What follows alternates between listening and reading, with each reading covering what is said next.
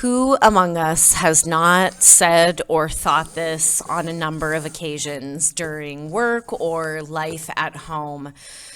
These kids are making me crazy. So the question is, what am I supposed to do about it?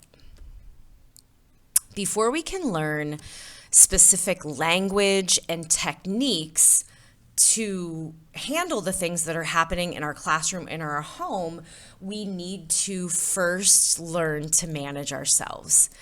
It's always about us first. Our state dictates their state. And what that really means is their energy is affected by our energy, and vice versa. So we know as adults, we've encountered plenty of grown-ups that come into our homes or into our rooms who are in a bad mood, and you can feel it, right? It changes everything. And it's not too long before that person is also bringing your mood down. It's hard to stay up when someone around you is down.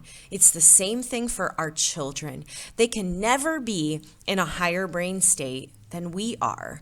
So when upsets happen in front of us, those little fires, it's always us first. We need to manage ourselves first. So the brain states, right? These are research-based. So this isn't a fad. It's not an opinion. This is fact.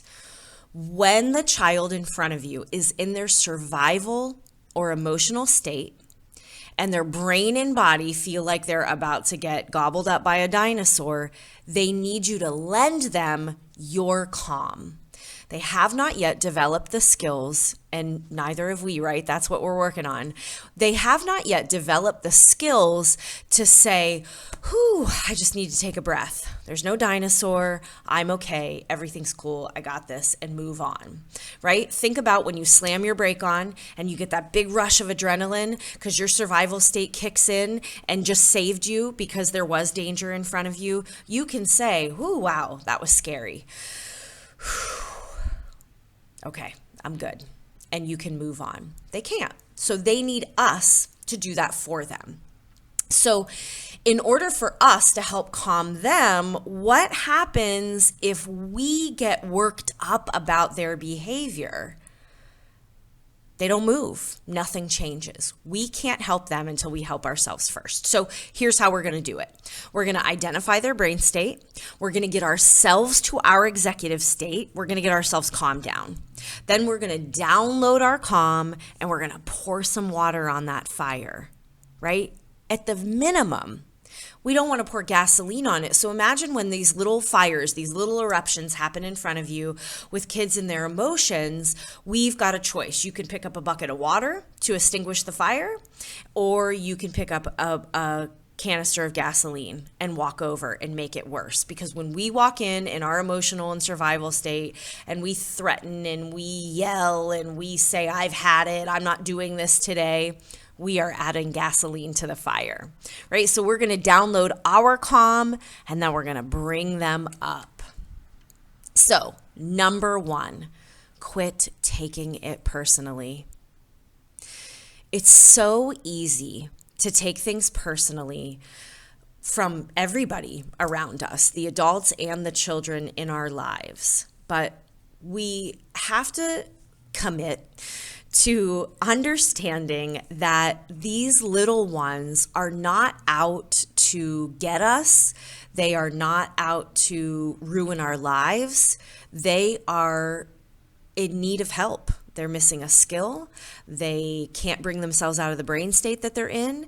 They've had a crappy morning before school. Mom was rushed and running late, and so drop-off was quicker, and that didn't feel good. And then my teacher was a few minutes late, and then she was rushed to get us lined up, and I needed a drink, but I couldn't stop. And all these little things happen to kids that trigger their emotional state because the world's not going their way.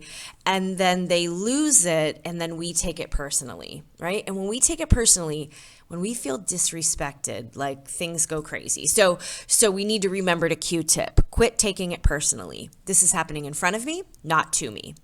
I'm going to check in on my brain state and my breath. So maybe I'm going to say, I got this right away. I'm in my executive state.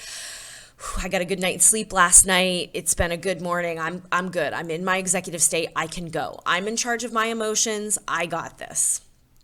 Maybe I can recognize I'm in my emotional state because I'm about to cry because I have to deal with this again. And that's going to tell me I need to take a few breaths. I need to be a star. I need to stay composed, right? And work on my power of perception. And then I can go help the child.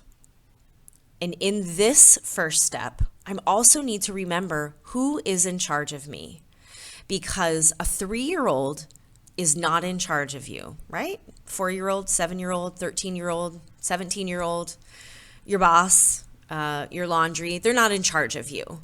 So we are in charge of holding our ball, right? We are responsible for keeping our beach ball with us all day long. And when we decide that a 3-year-old has made me crazy, has done something that has changed me, then I am making this little kid or this big kid carry around my ball for me. We are saying, you are in charge of me, and now you need to make me feel better. So we use the power of perception because we need to remind ourselves that the kids in front of us, especially the littlest ones, they have no inner speech. They can't be plotting against you. We also need to remember that disrespect means low regard or esteem for someone or something. It isn't about compliance.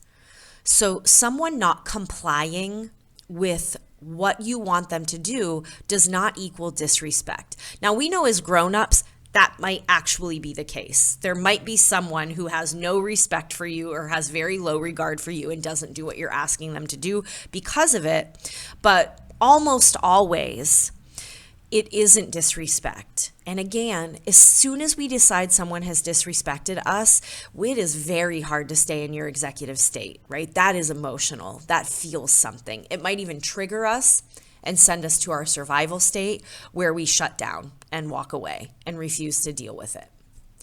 We remind ourselves, this is happening in front of me, not to me.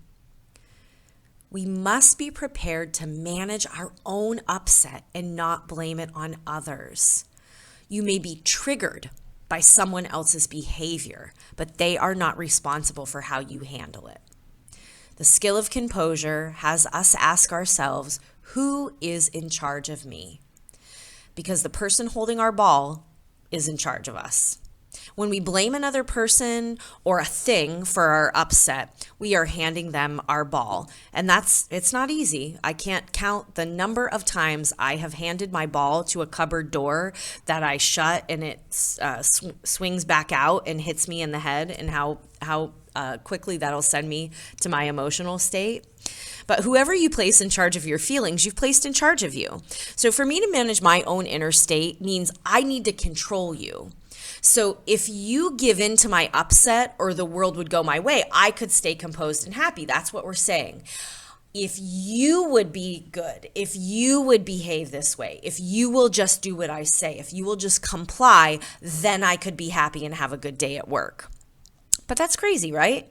The kids in our classroom are not responsible for our happiness. I mean, it'd be nice if just, things could be chill once in a while, but they're not in charge of us and how we feel. And what that results in is a faulty belief that control equals love or happiness. And that's what we're teaching the kids, right? We're teaching ourselves and we're teaching this. We're teaching them that love and happiness means compliance, and I do exactly what you say. And if you don't act exactly the way I want you to, then I can't be happy or show you love. So the skill of composure reminds us nobody can make us angry without our permission. We are in control. Triggers. This is what activates our emotional and survival state. And this happens a lot when we're working with kids. And it's the same as talking about what we just talked about, respect being a trigger for someone.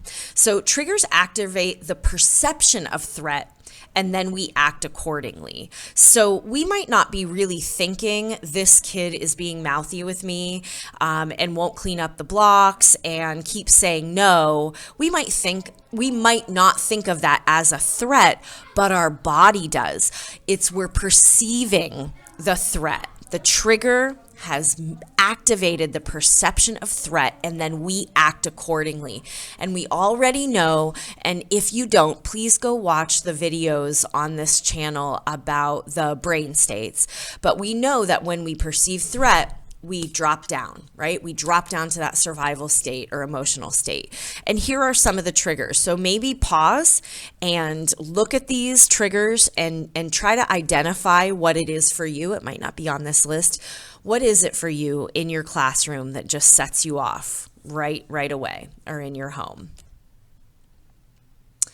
Triggers activate the perception of threat or the false messages in our own emotional CD-ROM, right? So those things inside us that have been written a long time ago that tell us how to handle our upset and what a threat is to us, they're triggered, right? This is what gets triggered, our emotional CD-ROM. And then we might have any one of these: anxiety, elevated heart rate, stomach issues, ruminating, thinking about it over and over and over again, can't stop, overreacting, reacting very quick, 0 to 60, muscle tension, all that tension in your neck and shoulders, or jumping to conclusions or worst case scenarios, right? That's what triggers can do to our body and our mind.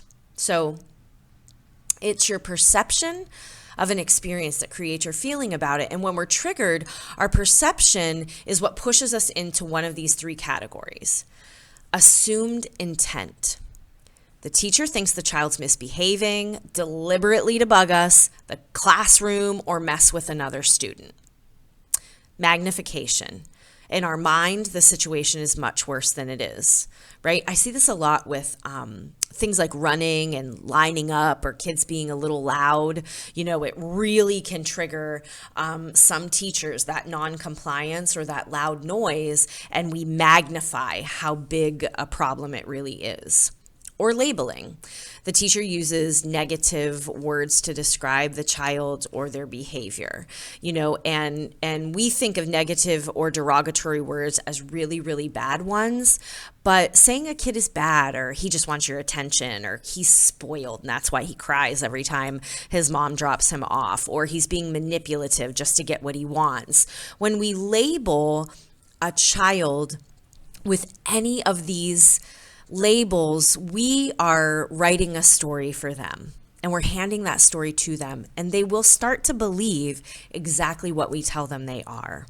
They're always listening, they're always watching, and your intention speaks much louder than your words. So we be careful about thinking these things and saying them out loud. And if we think about labeling, how hurtful would it be to hear your partner or your boss saying, she just wants attention. She just calls off because she's spoiled. She's just being manipulative, so I'll give her what she wants. That would be hurtful. It'd be really hurtful. It's no different with our kids.